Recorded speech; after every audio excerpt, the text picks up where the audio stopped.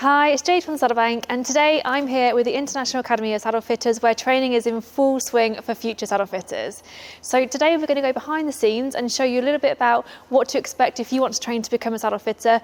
But first of all, let's go speak to Lisa, Director of the International Academy of Saddle Fitters, and find out a little bit more.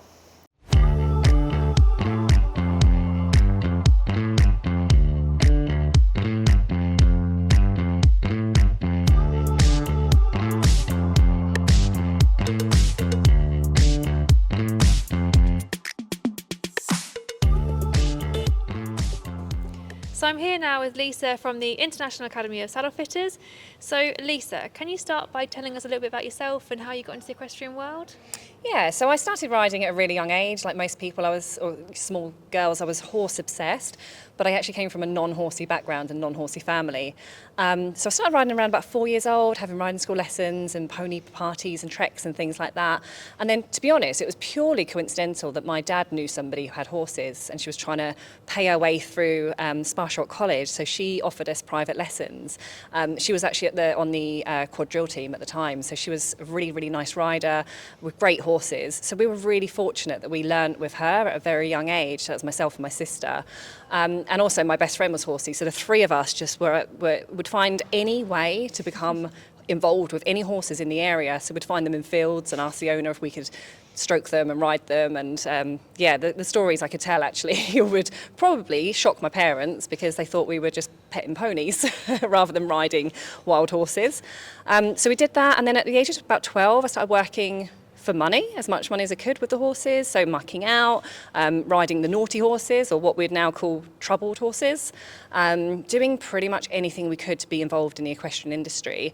And then my sister and I actually sneakily bought our own horse when I was about 13, so we bought a very cheap horse who is now, she's still with us actually, and then we would ragwort pick and poo pick to earn money to pay for her, back in the days when actually you could afford to keep a horse on very little money. So essentially that's how I became involved in the equestrian industry, and put the hard yards in. And what inspired you to get into saddle fitting in the first place? Well, when I was a kid, we didn't have saddle fitters. I'm sure they existed out there, like mythical creatures, but they didn't come to our yards. And my knowledge of saddle fitting was really very limited. Like, does it stay on the horse and can I sit in it? Was about as far as it went. And having owned horses all my life, I've always been a bit of a nerd, so I like to know as much as I can. But you know what? I really neglected saddle fit. I didn't take ownership of the knowledge enough, so I relied on, as I grew up and got older and more responsible, I had saddle fitters that came out. And I actually had a really bad experience myself with a poorly fitting saddle and a horse who threw me off and threw my friend off. And, even then I was a little bit completely oblivious to the fact that it was the saddle, because I thought it's been fitted, it must be fine. And then it was only after having investigations done that we found out the saddle was the most likely cause of the problems, and actually the horse was sore, and I didn't know. So that was the reason that I realised, even as a horse owner, that I couldn't completely depend on other people to tell me what I was doing was right, and I decided to learn as much as I could about saddle fit. So that was kind of my segue into the saddle fitting obsession, which it actually is now. Yeah, trying to find a solution to your own problem. Yeah, exactly. What motivated you to establish the International Academy of Saddle Fitters? So when I decided that saddle fitting was the vocation that I wanted, it was actually really, really hard for me to find access to reliable information, accessible information, to become certified, qualified, whatever you want to call it. And, at the time I was really lost as to how do I become a saddle fitter, and I really, really struggled. The idea of leaving the country, which was one thing that I had to do, so I had to travel around, to different countries. I had two very, very small children at the time. So the reason that I started the academy was because of my own struggles with accessibility to accurate, reliable information. And, I started to train, so I was already saddle fitting, but I started to train my own saddle fitters in-house, who would then go off and do various qualifications, certifications. And it essentially just became an organic thing. Because I'm such a nerd, I had all the content, everything I'd ever learned, and from various different sources, collated in one place. And because I was delivering training to my own staff, I had a format for education. So I just wanted to, essentially, anybody who wants to learn more, whether you're a horse owner, if you're a physiotherapist, therapist, trainer, coach, whatever, aspiring saddle fitter, I wanted to be able to just give that information to them. So that's really the reason why we're here. And can you tell us about some of the early challenges and milestones that you encountered when you started in 2021? Yeah, so I mean, we were peak COVID, so there's one thing there. So social distancing and face masks was one challenge, but essentially it's change. You know, people being open to change, to being receptive to other organisations that are offering education and just something different. You know, building that trust really it has been the biggest challenge. And in terms of milestones, I think certainly the invitation to the Worshipful Company for acknowledgement was phenomenal for us. You know, that really was a milestone. And also gaining the LANTRA accreditation. Again, it's just validation that we are providing a really good product, which is our education courses, that it's credible and it's recognised. So, I think they would be the two things that really spring to mind. Amazing. And it's going from strength to strength, and there's a lot of qualified fitters coming through your programme now, and it's great to see them out there and working on the horses. So what's the core mission of the Academy of Saddle Fitters, and how do you see it impacting the equestrian industry? So the core mission really is to provide reliable, up-to-date and credible information to anybody who wants it. Like I've said, if it's a horse owner who just wants to know more about their own horse, and to safeguard them, because they are the front line, they're the protectors of their horse, so it all has to come, the person who calls a saddle fitter is the horse owner. So the mission is to educate horse owners on the importance of saddle fit. It sounds really simple and clear to us, but not everybody understands that. But also to give the education to the people who do want to become a saddle fitter, and there is such a high need. The UK, we're really fortunate. There are so many saddle fitters here, and it's still hard to get one. You step over to Europe or to America, Australia, and there are so few. So to have an international appeal as well, to have the ability to train international students and essentially help to protect the horse's welfare by having well-trained, knowledgeable, and people, saddle fitters who've got the ability to do the right thing at the right time, say no when they need to, but essentially to offer the best service they can to help protect the horses. Because saddle damage I think it's overlooked until you've had a problem, and I know from my own experience, it didn't even occur to me until I had a problem. And that is really where we're aiming to change things, is to intervene before the problems present. Yeah, it's so important, like you say, to educate the horse owner. Every day you tack up, but at what stage were you ever taught to tack up properly, or look at what is a well-fitted saddle or well-fitted bridle and things like that? It is quite scary, really, and that's the thing we use on our horses if they're ridden. So yeah, really, really important. But I think we'll get a bit more information about how people can start with that in a moment. But how has the mission of the Academy of Saddle Fitters evolved since its inception? Do you know, the mission we're always evolving as a company anyway, an organisation, but the mission essentially has broadened. Originally it was at a professional level. So it's just to, as I said, I was training saddle fitters and equestrian professionals to do the job.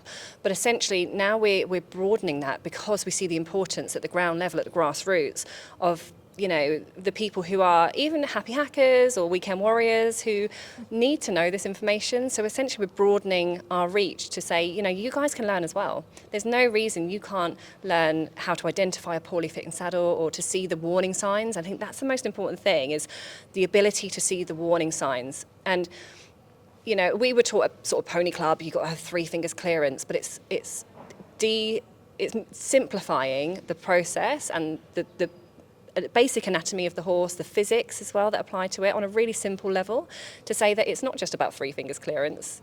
There's more to it, and anybody can learn those key points. And most importantly, they understand when they need to get their saddle fitter out, which is usually way before they think they do. Amazing. And can you give us an overview of the structured training programmes offered?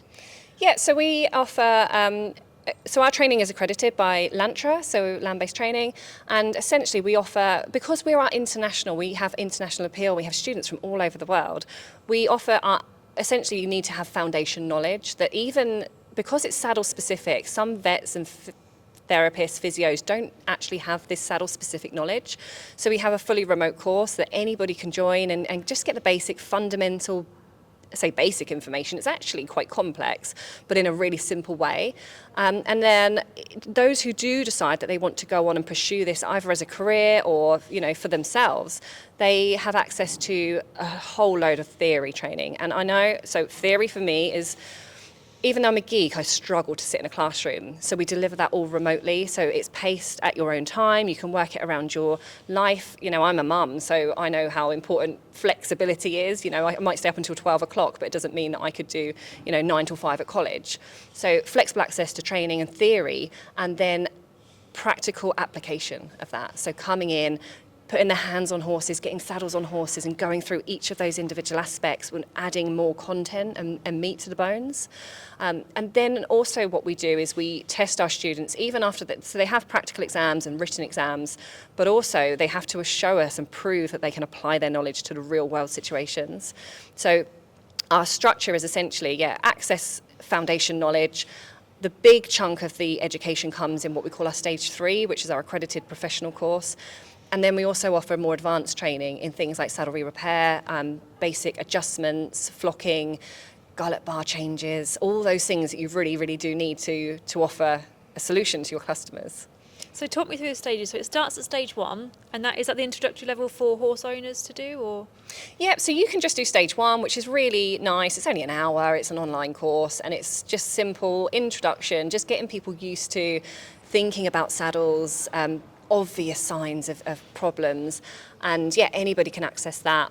And then if those who are more interested, so things like trainers, coaches, and maybe therapists, vets as well, actually, they quite often like to have a little bit more in-depth information, so a little bit more focus on anatomy, a little bit more, say, physics without scaring, it's not too scary, but the basic physics of things and typical signs and symptoms.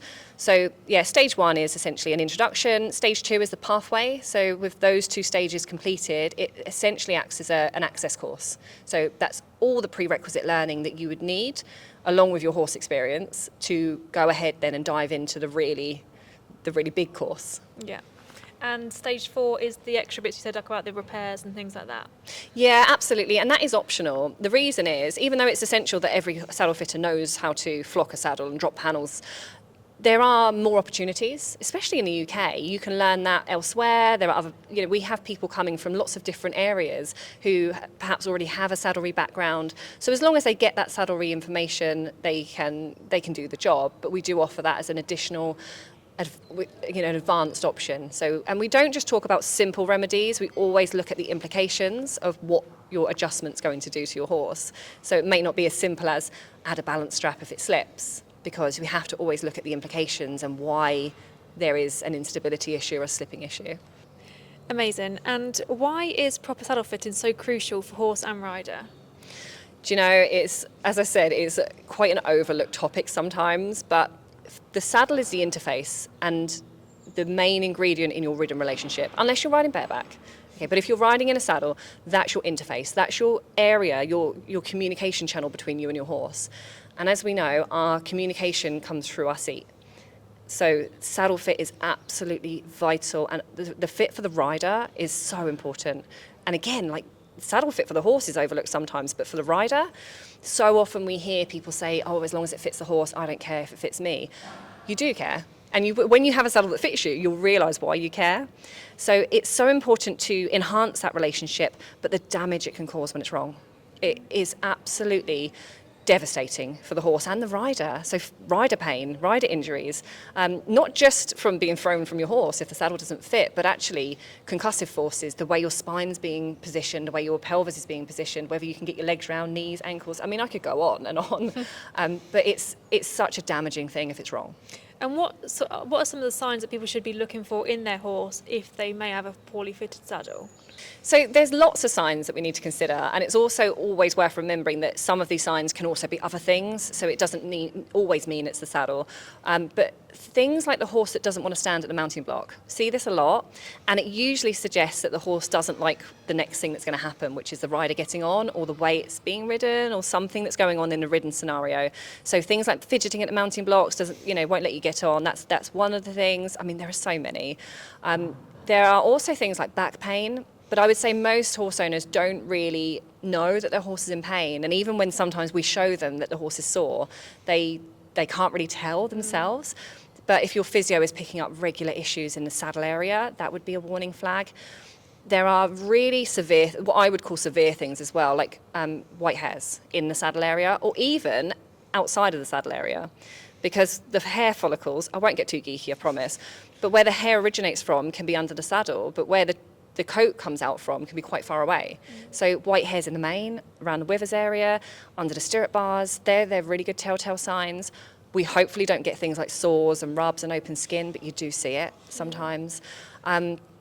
Reluctance to take a contact, bend, aversion to going on one rein, doesn't like the sight of its saddle. I mean, there are so many signs. And so you've got the things from on the ground, the horse's psychology towards the saddle. You've got the ridden aspect when it's kicking off, maybe it's bucking, rearing, stopping. And like you say, you've got the physical aspect of marks on, where the saddle sits. So lots of different signs there to consider. But ultimately, call your fitter in as soon as you notice something that's not quite right with your horse. So hopefully people know their own horse. Yeah, and I would actually say don't even wait for your appointment. If you think something's not quite right, if you know your horse and your horse is telling you something, the best scenario is you call your saddle fitter out, you pay for an appointment, and they say everything's fine. So it's getting in there nice and early. Prevention is always better than cure. Without sounding too cliche, it really is. And also learn how to check very, very simple things like, is it clear? Is it pinching? Is it balancing me? Am I tipping backwards? Am I going to one side? But yeah, call your saddle fitter out and learn the very, very basics at least. And what qualities and skills do you think someone needs to have to want to become a good and qualified saddle fitter? The most important skill they need to have, whether it's a skill or not, is passion. You have to be passionate. You have to love horses. You have to love them and want to do the best for them. Now, I'm not going to say it's an easy job because if you're concerned about their welfare, there are some instances where you can't help every horse, but the passion to do the right thing and to protect the horse is the most important skill you need to have. I would say it's also good to be a hard worker. You've got to work hard. You need to have initiative as well. So to be able to think outside the box and to apply you can read as many books and do as many courses as you want, but if you can't apply that in a practical scenario and listen to the horse, so you can always get feedback. And I always say, there's an expert on every yard, and it's not the groom, it's the horse. That's the only expert you need to listen to. So if you can read the horse, the ability to read the horse, understand their body language, and he or her will tell you if you're doing a good job as a saddle fitter. So that ability is really strong. And I think essentially, a passion to do the right thing, the ability to work hard, and to not be scared of questioning things. Be inquisitive, question things. If you learn something, we can get access to so much information now with the internet, social media. Question it. Is this logical? Does this make sense? And is the horse agreeing with me? And if it's not, being brave enough to ask the questions of whether, is that right or wrong? And, so a little bit of fearlessness always comes in useful. Absolutely, especially doing the right thing, like you say, because you have to do the right thing, what you think is the right thing by that horse and by your customer, and making sure it is right for them. And how does the Academy of Saddle Fitters support the ongoing development of its recent graduates? So we have a really, really nice group. It's a closed Facebook group. It's only for our students. So past students are also on there. So people who've already got their certification. All the mentors and tutors are on there, and our up and coming students who are going through their theory process. So that's a really, really nice, active community, and everyone's actually lovely, which is really, really nice in the horse world. So lots of us, even those, you could be saddle fitting for years, asking for help and opinions and a second pair of eyes is so, so important. So that's one of the ways that you can have insight from other saddle fitters. And also a lot of our students, past and present, have got experience outside of saddle fitting. So we've got coaches, veterinary physiotherapists, body workers, lots and lots of different areas coming together, so they can also draw on that information to really give you a nice rounded opinion. And also people with more brand knowledge, perhaps different brands and different countries as well. And also we're always here. We're at the end of a phone or an email. So one thing that I definitely found as a new saddle fitter was how lonely it was. It was really, you're on your own. And that's something that we make a really, really strong effort to not happen, is that everybody knows there's someone there holding their hand, virtually or otherwise. And if we've got such an array of saddle fitters now. If there's someone in your area you can help out or go and see, give second opinions to, we really encourage that kind of community. And the International Academy of Saddle Fitters has earned recognition from prestigious organisations. Can you tell me a little bit more about that? Yeah, so I think for the most part, our LANTRA accreditation, that was hard to get as well. You know, they don't just give this out to anybody. So it's a really, really robust approval process with technical review. So not only we had to prove that the content was valid, but the delivery structure, the way it's organised, does everything flow correctly? Does it make sense to the student? That was a really tough process, and it's something that we are really proud of. But also, for the most part, it gives our students the accreditation that they need. We know the training is good, but to have an outside Ofqual regulated organisation to confirm that and to approve us and put their name to it is really, you know, that's something that we are super proud of that one. Also, again, with the Worshipful Company of Saddlers, they're a fantastic, you know, organisation, and obviously with a huge amount of history. So to have acknowledgement from them and be invited along to their receptions is also a really nice thing. It's nice to be part of the industry and to be welcomed. So yeah, we're proud of those. And how does this recognition impact the credibility and opportunities for your graduates?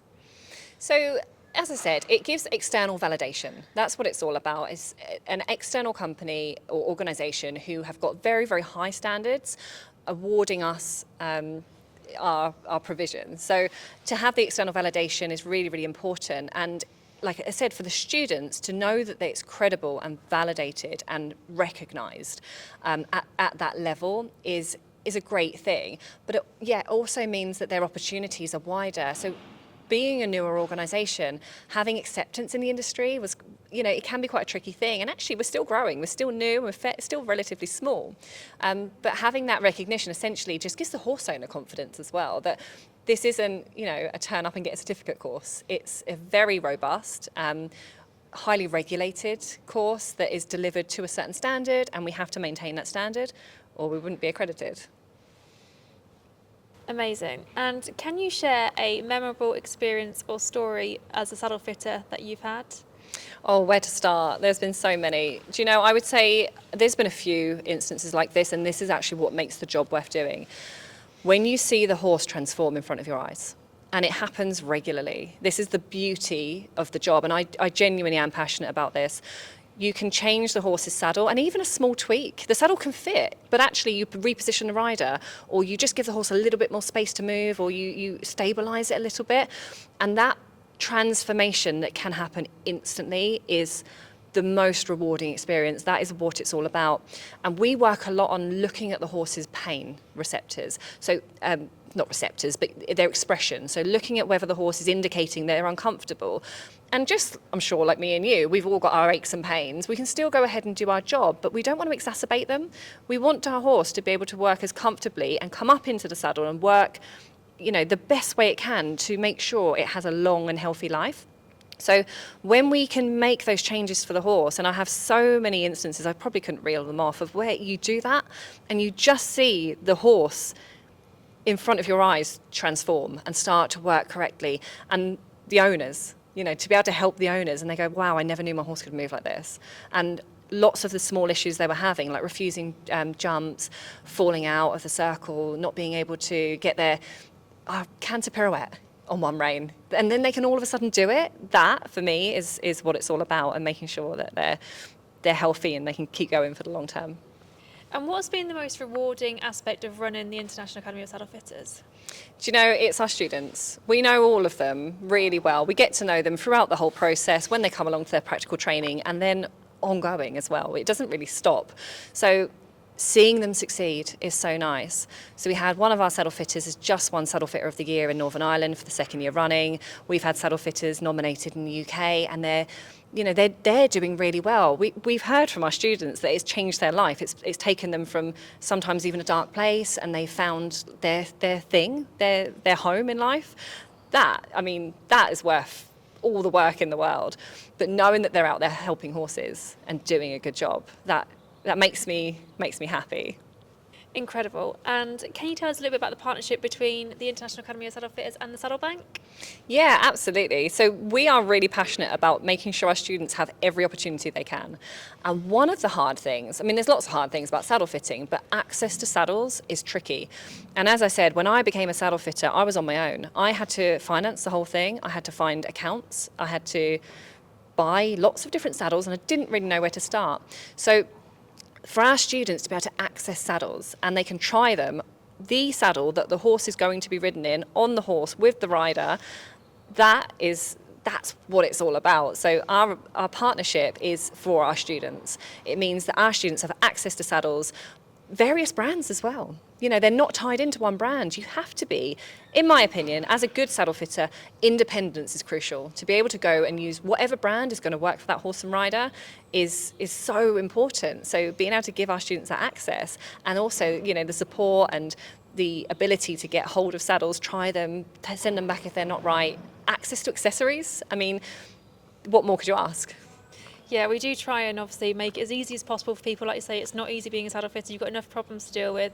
So we're there to try and simplify the process of, like you say, access to saddles and choice. I think we have over 1,500 saddles in stock.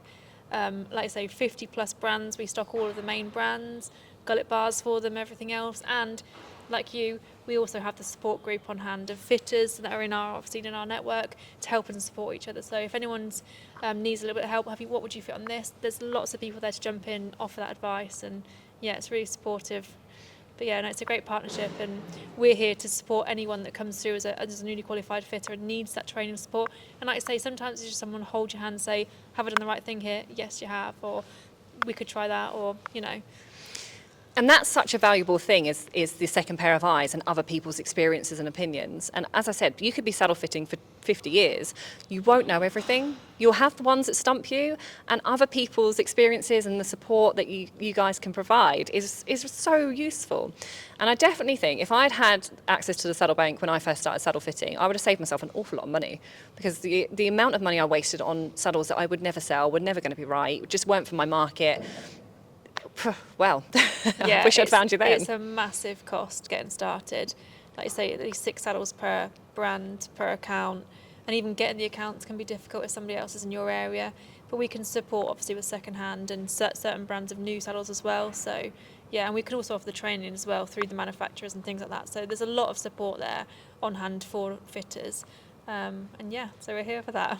Yeah, absolutely. And I think the more we can help our students and saddle fitters, and whoever they are, wherever they're from, whatever background, the better. And what are your plans for the future for the Academy of Saddle Fitters? Essentially to grow, to continue improving, constantly evolving. You know, for us is really, really important. Equine science, I would say, is still relatively young, and I think there's more to learn, there's more to be asked, there's difficult questions we need to ask as well. So one thing that we are really, really focused on is learning and continuing to develop ourselves. So we call it continuous professional development. That for us as staff is super important, and it plays into our content and the evolution of our content. So we will continue to grow and evolve, and as much as possible ask the difficult questions. So yeah, that's the future for us, is just to continue to be the best we possibly can, so that we create the best saddle fitters we can make. And how do you envisage the field of saddle fitting is going to evolve over the next few years, and where's the Academy of Saddle Fitters come into that? I think hopefully horse owners start to take a little bit more responsibility for the fit of their saddle. And I'm not saying that horse owners should be fitting their own saddles, but I do think we're becoming more enlightened as a species. So I do think that horse owners want to learn more. There's a thirst for knowledge. So I see the landscape of saddle fitting as being growing considerably. There's already a huge demand for saddle fitters that can't really be fulfilled. Most people will struggle to get hold of a saddle fitter. And as I said, the UK, we're very lucky. We've got a lot of saddle fitters. Outside the UK, this is where I see a huge growth in terms of people understanding the need for saddle fitting, and also access to saddles. So my vision really is that saddle fitters are available for everybody when they need them, and that they have this long-term relationship.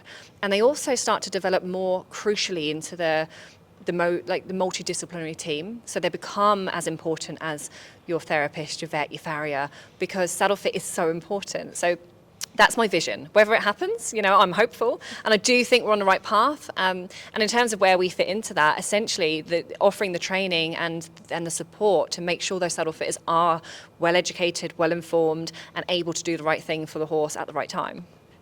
Brilliant. And what advice would you give someone that's wanting to start a career in saddle fitting?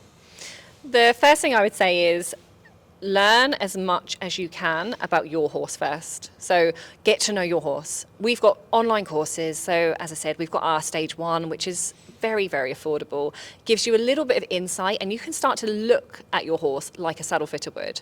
And that is the biggest shift that you need to make mentally when you become a saddle fitter, is you stop looking at your horse like a horse owner or a coach or a rider. You look at it like a saddle fitter, and we look at similar things. We look at the same aspects, but in more detail for a specific reason. So I would say learn as much as you can about your horse. Take as many courses as you can. So learn around the subject as well. Different coaches, speak to therapists. If you can shadow people, I'd say that would be a really, really good starting point. If you can go and see what a day as a saddle fitter is like, because it might be what you expect. It might be better. It might be worse. Who knows? But spend as much time learning as you possibly can. So that would be my advice, is just start learning. And how do you feel like we could foster a better community within the equestrian industry? I think this is a really, really important thing, and I do think there's work to be done. So we really do encourage a friendly, welcoming environment, and there genuinely are no silly questions. We encourage you to be wrong as well. Like, you learn by making mistakes. Now we get our students to make as many mistakes in their learning journey as they can, so they don't make them in the real world. But being open to learning and to start looking outside of your comfort zone, but asking for help. That is a really, really important thing. So I think as a community and industry, there's more we can do by just talking to each other. Being, not going through the grapevine and Chinese whispers of, so-and-so said this, and the blame culture.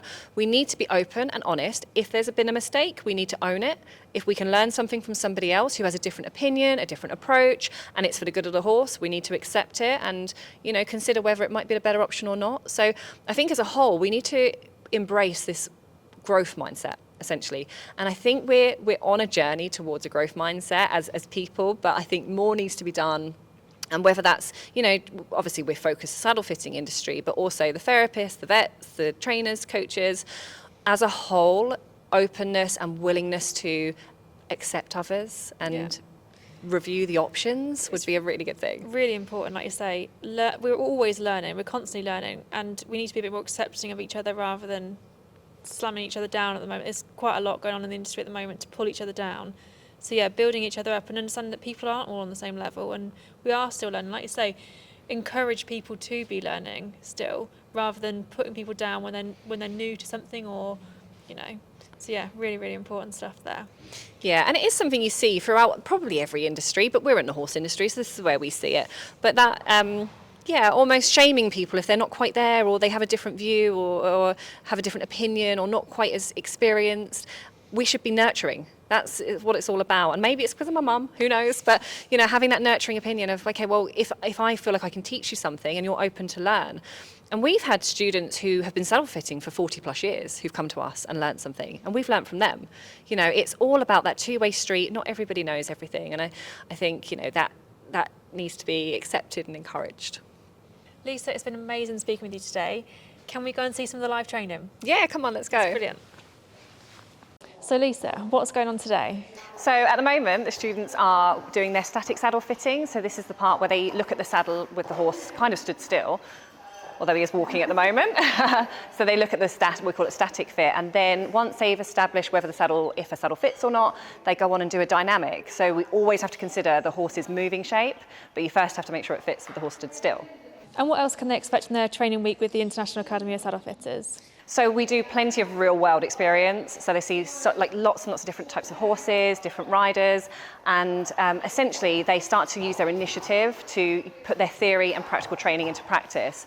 So this week essentially is all about applying that theory. So we call it applied saddle fitting, using their logic, using their initiative, and hopefully getting to a result that leads into a successful completion of their course.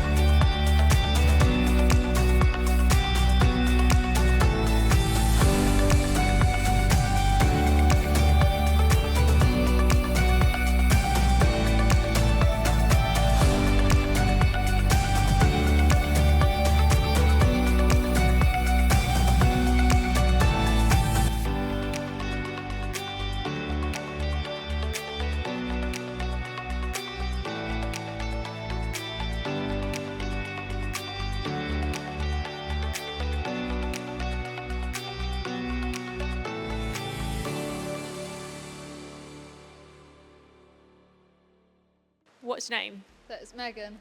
Maisie. Lola. And what made you want to become a saddle fitter?